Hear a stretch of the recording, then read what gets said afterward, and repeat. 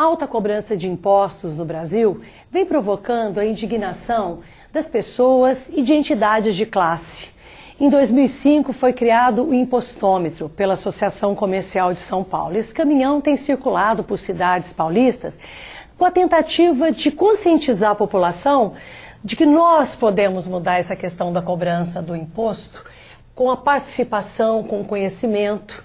Eu recebo aqui no Da Janela o Fred Guimarães. Conta um pouco da história do impostômetro, dessa iniciativa da Associação Comercial de São Paulo para a gente. Bom, o impostômetro ele foi criado em 2005, uma parceria da Associação Comercial de São Paulo, juntamente com o Instituto Brasileiro de Planejamento Tributário.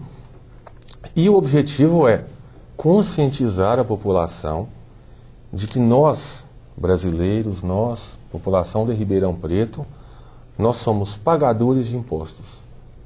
E por esse motivo, nós temos o dever, já que contribuímos com essa arrecadação e vislumbramos o gasto do setor público, nós temos o dever de cobrar uma melhor alocação desses recursos na economia. Nós vivemos uma época em que a carga tributária ela é elevada, nós vivemos uma época em que a economia, fundamentalmente, ela é muito financiarizada, Nós dependemos muito de banco, pagamos altas taxas de juros. Uhum. E isso já limita muito o orçamento das pessoas. Então você imagina como a cobrança de tributos, de impostos, da forma que está sendo feita. Então, esse é o nosso objetivo, chamar a população a essa discussão, que é uma discussão de cidadania, que é uma discussão importante para amadurecer na sociedade e para que nós todos possamos amanhã nos agradecer por essas instituições que planejam e que tomam essa iniciativa para que o mundo amanhã seja um mundo melhor para todos nós. Ô Fred, a gente percebe que o caminhão é a simbologia, esse movimento, vamos transitar, Sim. Vamos chamar atenção para dizer, olha gente, porque às vezes a gente não se atenta o que está acontecendo na nossa rotina do dia a dia, sim, Sim. Então eu vou no mercado, eu compro determinada coisa, aumentou o preço, A gente só tem aquela relação de que a indústria repassou para o comércio e repassou para o consumidor um aumento de preço, Mas o processo todo para levar um produto até o consumidor final, ele deixa aí uma fatia muito grande para os cofres públicos. Com certeza. O projeto é complexo. Complexo. E essa questão é que está sendo debatida. Sim. Será que é necessário essa fatia tão grande para os cofres públicos, já que nós também, nesse momento, estamos vivendo uma tendência de que parece que o nosso dinheiro que nós deixamos lá também não está sendo bem aplicado. Então Exatamente. A indignação de toda essa questão é que eu acho que pega um pouco também, que as pessoas estão começando a se atentar para essa questão do imposto, não é? Em primeiro lugar, a gente tem que dizer o seguinte, Cristina, o caminhão ele é uma ação dentro do projeto do impostômetro, para levar a população, principalmente aquela população que não tem acesso à internet, porque como o pessoal deve saber, a gente tem o site do impostômetro, que é onde se movimenta muito mais, se mobiliza mais. Exatamente. Você levando o caminhão para as ruas, então o objetivo é você mostrar para a população a carga tributária que existe inserida em cada produto. Então, nós aqui no Brasil não somos como nos Estados Unidos, onde existe uma lei que exige que quando a pessoa vá comprar um produto, já saia discriminado na nota fiscal o valor do imposto. Esse projeto de lei está aí para ser aprovado, Exatamente. Nós temos um projeto de lei. Precisa do movimento para poder a gente mudar isso aqui, não é isso? Precisa de apoio da comunidade, da sociedade, e principalmente agora que é um ano de eleição, que nós vamos escolher os nossos representantes no Legislativo, o nosso representante no Executivo, a nível municipal. Eu acho que é um momento que a sociedade tem que amadurecer, nós temos que trazer a público isso aí e solicitar das pessoas que elas passem a inserir, como se fosse um processo cultural mesmo. Olha, eu amo o meu país, eu amo a minha cidade, eu quero viver numa cidade melhor, então eu tenho que trabalhar para que essa cidade tenha um processo de alocação de recursos mais eficiente. Exatamente. Então, é a história de você participar dos processos. Exatamente. E não apenas assistir como espectador, né? Exatamente. Então, nesse momento, nós temos uma carga tributária que se aproxima de R$ 1 trilhão no Brasil. Se nós pegarmos a população brasileira, né, do último censo, que são cerca de 190 milhões de pessoas, nós vamos ter uma arrecadação superior a R$ 4.800 por pessoa. É muito dinheiro. É muito dinheiro. É muito dinheiro. Em Ribeirão Meu Deus, Preto, é muito dinheiro. Em Ribeirão Preto, nós já ultrapassamos a marca de 950 milhões. Se a gente fizer o mesmo cálculo pela população da cidade, já dá mais de R$ 1.500 por habitante. Então, num período do início de janeiro até o dia de hoje. Então, isso só em Ribeirão, porque assim, existe a estatística nacional, existe a estatística de Ribeirão Preto, da cidade, existe a estatística dos estados, né? Então, o que a gente tem é que esse valor é um valor elevado, né? E nós vivemos num mundo em que hoje a concorrência no mercado ela é muito forte, né, Cristina? Então, as empresas elas têm que fazer um esforço danado para conseguir um resultado, para se manter no mercado. E manter os seus funcionários. E manter seus funcionários. Que é mais Aí nós chegamos a um ponto ainda interessante. Nós sabemos que, essencialmente no Brasil, quem gera empregos são as empresas. E se nós temos na economia os impostos sendo estabelecidos, não obedecendo à questão da produtividade interna de cada empresa, automaticamente isso vai se refletir no preço dos produtos. Claro. E quem vai pagar a conta é o consumidor. O Fred, sem querer defender a qualquer classe aqui, sim. Mas assim, a gente tem que reconhecer que cada vez mais o governo passa a responsabilidade para as empresas, né? Com certeza. Totalmente. Então, assim, você vê uma das coisas assim que eu me lembro, assim, que é uma coisa que nítida nesse sentido, é a questão do exame médico funcional, né? Sim. Que a empresa fica responsável pela contratação e por esse exame, pela demissão por esse exame, quer dizer, o governo tirando o corpo dele fora, porque caso esse funcionário possa ter algum problema de saúde, a empresa vai ter que se responsabilizar. Então, são ações mínimas, assim, que eles vão jogando e isso acaba pesando. Aí depois fica se repensando, como é que você pode contratar quando hoje um funcionário que ganha R$ 1.000 fica o mesmo valor, que é uma outra discussão também, mas que a gente tem que repensar também, de impostos, né? Quer dizer, de encargos para se ter, quer dizer, uma série de coisas que tem que ser repensada. E para isso a gente tem que ter essa participação. E o caso do imposto a gente compra e não sabe o que você está pagando exatamente. Isso sem contar também na responsabilidade que a empresa tem com o treinamento das pessoas, né? Porque a escola forma, né? A universidade também qualifica, só que muitas vezes o funcionário profissional ele não chega ao mercado com uma habilidade adequada. Então as empresas têm que gastar também com o treinamento dessas pessoas.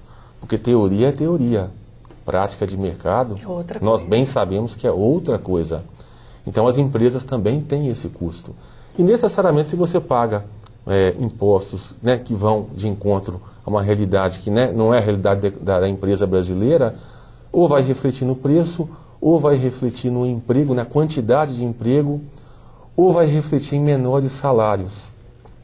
Isso tem duas implicações a princípio. A primeira implicação é no mercado externo. Nós vivemos num mundo globalizado.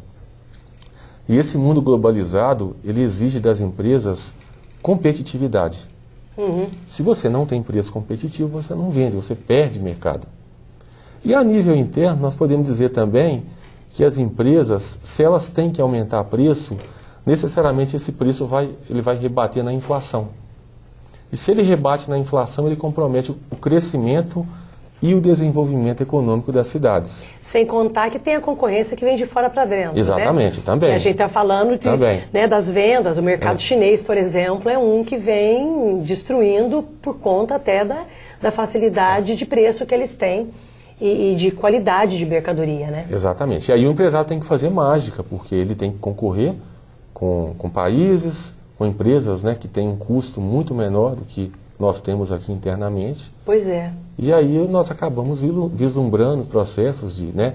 Não é o caso agora, nós temos uma taxa baixa de desemprego, nós temos um mercado de trabalho forte, mas necessariamente, se continuar da forma que está, nós podemos vir a ter no futuro próximo um aumento do desemprego, ou mesmo, né, um menor número de pessoas empregadas, Claro. que provoca desestabilidade nas famílias. Nas famílias. Ô Fred, quando a gente fala em tentar reduzir a quantidade de impostos cobrados, a gente tem alguns assim, sinais na nossa história econômica. Sim. Vem a história do imposto único, né, que já Sim. foi debatido, né? Sim. Eu não sei se permeia ainda esse debate. Tem a história da própria CPMF, que Sim. quando foi criado com a intenção de ir para a saúde, e mesmo não foi de jeito nenhum, né? Mas que se falou em ter um imposto nesse sentido, para que ele pudesse cobrir todo esse monte de imposto que é cobrado e a partir desse dinheiro fazer uso do recurso. E ao mesmo tempo a gente vê um outro lado dizendo o seguinte, que as pessoas não sabem da realidade da administração pública, que nós temos muitos problemas, que se acontecer de baixar o caixa do governo, nós teremos problemas para pagamento do funcionário público. Economicamente, qual é a verdade dessa história?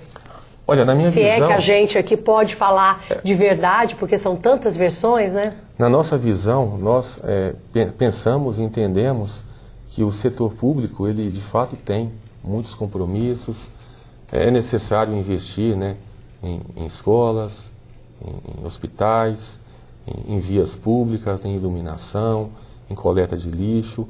Tudo isso é uma verdade que nós não temos como negar. E se tivesse bom, não estaria da forma que a gente tem vislumbrado atualmente, né? Muitas vezes o lixo abandonado nas ruas, causando mau cheiro, muitas vezes bueiros entupidos, porque as pessoas, infelizmente, não têm a consciência de que não devem jogar lixo nas ruas, e aí você tem o processo de enchente, que é muito comum nas cidades. Então nós não podemos dizer que o setor público não tem a responsabilidade. Uhum. Porém, ele tem o dever de alocar bem o recurso. Por isso nós dizemos que nós estamos vivendo uma época de pré-eleição, né? Vamos escolher os nossos vereadores, o nosso prefeito ou prefeita, e nesse momento é o momento de debater as ideias, de debater os projetos, porque não cabe mais numa sociedade, no meio urbano, políticos amadores. E quando você diz isso, dessa escolha municipal, muitas vezes a pessoa pode falar, mas o que tem a ver com o imposto que né, a gente tem representantes diretos tanto na esfera municipal como na esfera estadual. Que estão envolvidos. Exatamente, na e federal. O federal envolvido agora no municipal, né? Exatamente. Então, assim, qual é a resposta que o meu candidato a deputado me dá por eu ter votado nele, né? Inclusive no site lá, tem para você dizer, estou cobrando você do voto que eu te dei e quero que você agora vote pela coerência da cobrança de impostos. Ou pelo menos que isso fique mais claro, que é a história do projeto de lei que quer identificar quanto de imposto é cobrado numa nota fiscal, está lá declarado. Ó, esse produto você está pagando 50%. Nem sei se tem isso, mas deve ter, né? E a gente tem que pensar assim, Cristina, que a questão dos impostos, nós temos muitos problemas, né, a serem resolvidos, né? Nós deveríamos ter uma carga tributária que fosse um pouco mais igualitária, o que respeitasse a capacidade de pagamento das pessoas, né? De outra forma, outro aspecto importante, ela deve ser neutra. Ela não deve afetar a eficiência econômica das empresas e dos consumidores. E ela tem que ser simples, de fácil entendimento para a população. Hoje nós temos impostos regressivos. Um exemplo, o INSS, a gente tem uma alíquota máxima e um valor máximo. Então não interessa se a pessoa ganha 2 mil, 5 mil, a partir de um determinado momento, se ela ganha 5 mil, ela paga um valor máximo que percentualmente falando representa menos na sua renda. Nós temos a situação do imposto de renda, onde nós somos tributados de forma onerosa, você paga seu imposto de renda, você pega a parte do seu salário que vai sobrar, Você vai ao supermercado, você paga imposto sobre o consumo. Na verdade, salário virou renda, né? São os chamados impostos indiretos, o ICMS e o IPI. E ainda você já pagou imposto de renda sobre o que você de repente vai poupar e vai investir. Quer dizer, então, é a bitributação. Exatamente, é isso que a gente tem que repensar. A gente vai fazer um intervalo rapidinho, Fred, para a gente voltar e tentar ver se a gente tem, e deve ter, claro, modelos que a gente possa se inspirar, né? Certo. Eu acho que isso daí nós não estamos falando aqui de nenhuma novidade para ninguém, né? A gente só está tentando, como é que se diz? Refalar, vamos dizer assim, se existe essa palavra, né? Rebater esse tema para ver se a gente consegue fazer o nosso papel, que aliás a mídia também tem que ter esse papel, né? Com certeza. De levar essa mensagem para a população, né? Então a gente volta já para rebater esse assunto. Tá ótimo, Cristina.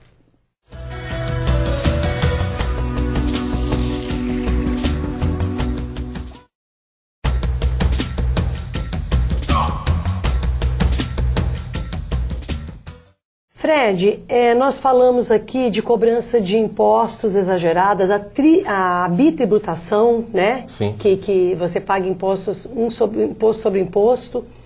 E eu falei de um modelo, né? Certo. E eu sei que não é novidade para ninguém, eu acho que hoje você pode buscar referências de cobranças de impostos de outros países e repetir o modelo aqui, claro, adaptando à realidade do país. Certo. Que país hoje seria uma janela para o Brasil olhar e dizer, vamos tentar seguir aquele modelo? Olha, os modelos dos países escandinavos, né? Noruega, Suécia, tradicionalmente são países que têm altas cargas tributárias, mas o nível e a qualidade de vida é muito satisfatório. Então eu acho que são referências, desde que nós tenhamos uma carga tributária elevada, mas que nós tenhamos qualidade de vida. Então, a gente passa... Um atendimento à saúde público bacana, Sim. escola pública bacana, porque é aquela história que a gente está voltando lá. O problema, às vezes, não é nem o imposto, é o mau uso desse dinheiro. Exatamente. Então, é bom que a gente diga para o pessoal o seguinte, olha, gente, ninguém está aqui questionando diretamente a carga tributária, nós estamos questionando a aplicação dos recursos, que é uma aplicação insatisfatória e que deixa a desejar, e que deixa a população na mão, na maioria das vezes, quando precisa de um atendimento de saúde no hospital. A gente tem um problema hoje que nós podemos acreditar, por exemplo, a uma educação deficiente, um nível de violência e de criminalidade nas ruas essencialmente exagerado e que expõe a gente a uma segurança pública totalmente deficitária. Então, essa é a nossa realidade. Essa é a nossa realidade. Então, o imposto serve para isso tudo, para qualificar pessoas, para que cada uma possa desenvolver a sua atividade, mas de forma consciente. Porque às vezes tem uma miopia no sentido de dizer o seguinte, você vai ser candidato a vereador? Você abriria a mão do seu salário? Não. Ninguém está pedindo para ninguém trabalhar de graça, não é isso? Não, ninguém está... Como assim? Como é que eu vou trabalhar se eu não ganho? A diferença é que ainda nós não evoluímos a ponto de sermos vereadores voluntários, né? Mas eu acho que o papel não é esse, eu acho que assim, é você usar adequadamente o teu salário e as verbas públicas para realizar projetos, é trabalhar. Sim. Eu acho que o processo é inverso, não é essa história de abrir mão, não é abrir mão. Exatamente. É você usar adequadamente, usar de forma correta, que é o que a gente não está vendo. A grande discussão que nós temos hoje, de fato, é com o tamanho do setor público, né? Nós temos 3 rúbricas que são as principais de gastos quando você analisa os gastos do governo, que é a rúbrica do funcionalismo, né, dos salários e mais encargos, que é os gastos previdenciários e que são os gastos com os juros das dívidas. Exatamente. Somados, esses gastos vão perfazer aproximadamente 2/3 do que é arrecadado, do que é gasto. Certo? Então a gente imagina e pensa que sobra muito pouco recurso para se investir em transporte, para se investir em cultura, para se investir em saúde, em educação, em saneamento básico. Exatamente. Então você imagina 2/3 do total, quando na realidade ano passado o investimento em transporte a nível federal foi aproximadamente 1% do total. Agora, Fred, você tocou no ponto que a presença do impostômetro em Ribeirão, e nós estamos falando de eleição municipal também, sim. Você disse assim, ó, eu estive, né, acompanhando o movimento, porque a ideia de levar o caminhão e parar lá e dizer, olha aqui, ó, você está pagando, você está pagando. Sim. A pessoa fala, meu Deus, né, acordei. Às vezes, a falta de interesse da população, né? Você vê isso no setor político, Sim. no setor econômico, né? Então, assim, uma coisa gera outra, né? Quanto mais ignorante, né, a população fica, menos o interesse dela de modificar, etc e tal. Mas eu acho que, assim, às vezes as pessoas se acomodam numa determinada situação de não querer conhecer, entender um determinado processo. Por exemplo, no caso do impostômetro. Se você for ver hoje a quantidade de anos que ele tem, né, a nossa participação deveria ter sido muito maior nesse sentido, né? E eu me incluo nessa história. Né? Olha, é modificar comportamento, né? Sim. Nós vivemos hoje na sociedade do consumo, né? E as pessoas, elas vivem essencialmente num mundo em que as necessidades, elas aumentaram bastante, né?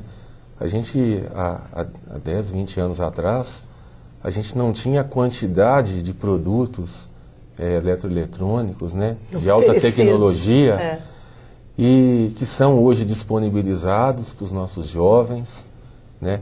E que eles, logicamente, se interessam muito por isso. Claro. Então, na nossa época não era assim. Nós tínhamos um nível de renda, mas as necessidades eram muito menores. Hoje nós temos um nível de renda um pouco mais elevado, fizemos trabalhos de inclusão social, ascensão da classe C e D foi muito importante, fortaleceu o mercado interno, só que as necessidades das pessoas, elas são muito maiores. Então, automaticamente você não tem essa conscientização que você está querendo dizer, das pessoas se interessarem por questões que são de difícil compreensão. Eu costumo dizer que a cada dia que passa no nosso mundo, vai ficar mais difícil arrumar profissionais que queiram trabalhar. Porque os atalhos da vida, eles são muito mais fáceis de serem trilhados, né? Do que a gente tem execução do caminho todo, né? A gente tem exemplos de jovens inteligentíssimos que viram hackers e desviam milhões e milhões de contas na internet, o que é mais fácil fazer isso. Do que juntar dinheiro e vender o trabalho profissional. Agora, Fred, você tocou num ponto aí que você disse assim, ó, as necessidades. Sim. Né? Quais são as necessidades? Como fazer o controle dessas necessidades? Porque nós sabemos que, apesar de vivermos numa economia capitalista, sim, o bom senso das relações humanas deve permanecer, né? A relação com o seu filho, com seus amigos, elas têm que ser mantidas, e tem muita gente se tocando disso e fazendo o retorno a essa questão. Sim, né? sim. O brinquedo eletrônico é legal, mas levar seu filho para uma praça e brincar com ele, todo esse exercício de cidadania, sim, né? Como é que se pensa, né, a vivência de uma família em termos de custo, do que é necessário? Como é que se educa o seu filho nesse mundo devastador onde quem tem é que tem valor, não quem é, né? É o que você tem, não o que você é. Como é que economicamente se traça uma organização nesse sentido? Economicamente falando, a palavra de ordem se chama planejamento. Né? Eu já em outras oportunidades, já tive a oportunidade de dizer que o brasileiro, né, ele está muito acostumado a gastar o que ele não ganhou ainda. Isso é um grande erro da população no mundo financeiro, onde os bancos cobram exorbitantes taxas de juros. Então é uma armadilha que está ali para a pessoa e a pessoa cai naquela armadilha. Então é fundamental que as pessoas tenham a oportunidade de usufruir do seu salário, que não é um grande salário em média, mas que elas possam pegar o salário e ter a decisão do gasto. Agora eu vou decidir o que eu vou gastar. Não pegar o salário e falar, olha, agora eu tenho que pagar o cartão de crédito, agora eu tenho que pagar a prestação do carro e assim... Cobrir dívidas, exatamente. Né?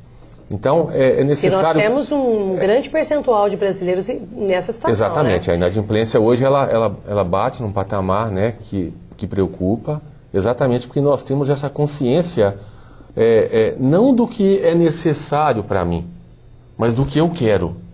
Eu quero ter uma casa, quero ter um carro. Ótimo, todos nós queremos. Claro. Agora, eu necessito, eu posso ter uma casa. Então, essa é a discussão. Então, a gente deve, logicamente, plantar essa semente para os nossos filhos, né, para a geração que vem por aí, que é uma geração muito mais inteligente do que a nossa, porque vive num mundo tecnologicamente muito mais avançado. Então, as crianças elas são muito aguçadas, muito arteiras, né? Exatamente porque tem a cabeça muito mais aberta do que a nossa. Quer dizer, você está tocando aí a economia apontando para um único caminho, que são todas as pessoas que passam por aqui, em todos os debates desenvolvidos, nós não temos outra forma que não se apontar para a educação. Exatamente. E nós não estamos aqui querendo plantar ideologia, nem religião, nada disso. Não, educação. Nós queremos dizer educação e família, independente de questões ideológicas. Independente de partido político, de religião, de clube de futebol, nós estamos falando de família. Nos educar as próximas gerações, né? Que é uma mudança de paradigma, né? Ah, com certeza. Já não é mais de comportamento. Mas é uma mudança que a gente pode dizer que, em parte, né, nós perdemos essa raiz, porque o mundo nos levou para outro caminho.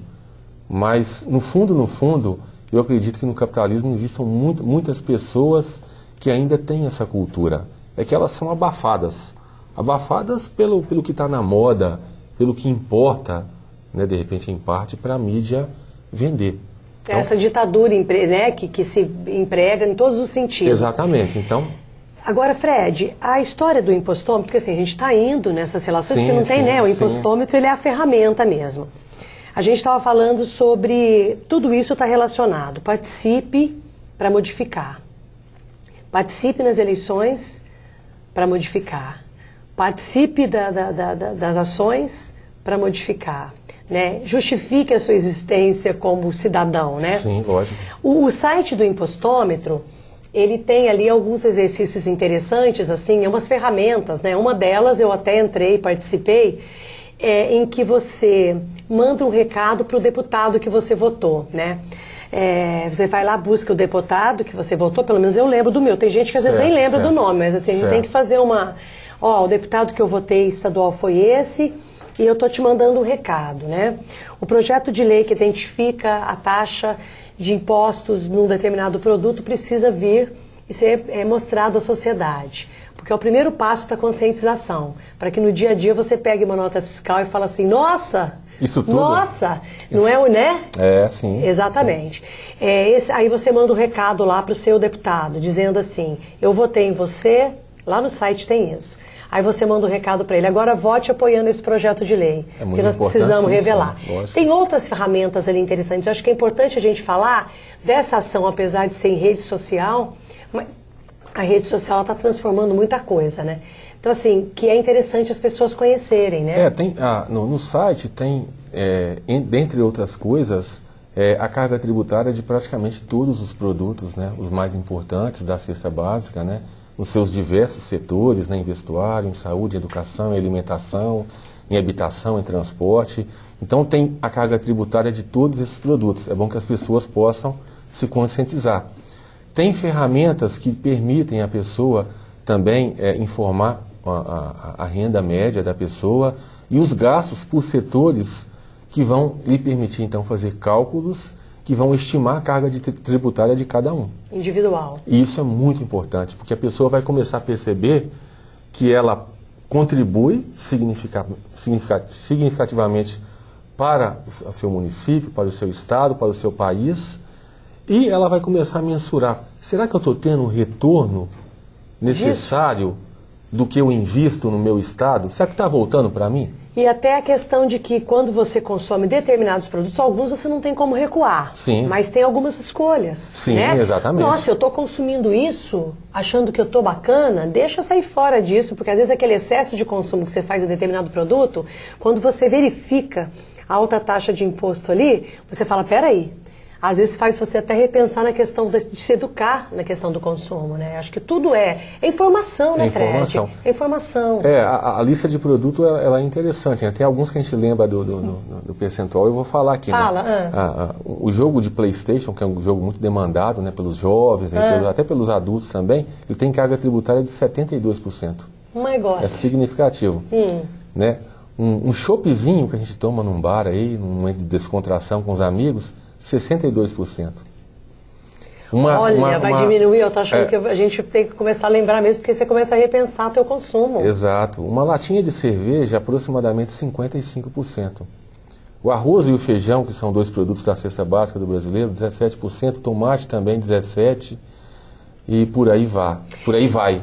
Mas é importante que a gente pegue essa lista e que cada um construa a sua carga tributária, porque a carga tributária das pessoas ela é diferente dependendo da escolha das pessoas. Então é muito importante que se tome essa decisão. Porque se a pessoa começar a fazer esse impacto, ela vai começar a mudar. Ela vai migrar para aqueles produtos que têm uma carga tributária menor, um bem substituto, de repente. Né? Então esse exercício é um exercício de cidadão, de fazer com que o nosso mundo fique melhor. É isso que vai poder modificar. Fred, obrigada pela Cristina, entrevista. obrigado pela oportunidade. Tá? E eu acho que é importante a gente divulgar essas ações das entidades, né, da população, porque, afinal de contas, é o nosso papel. Eu espero poder ter ajudado um pouco e esclarecido, a gente poder esclarecer um pouco mais para quem acompanhar, né, essa história. E nós, na Associação Comercial e Industrial de Ribeirão Preto, estamos à disposição, não só de você, mas da população. Claro, principalmente da população. E o que a gente puder contribuir para que cada pessoa também possa se tornar um cidadão mais consciente. Tá certo. Obrigada pela entrevista. Obrigado, Cristina.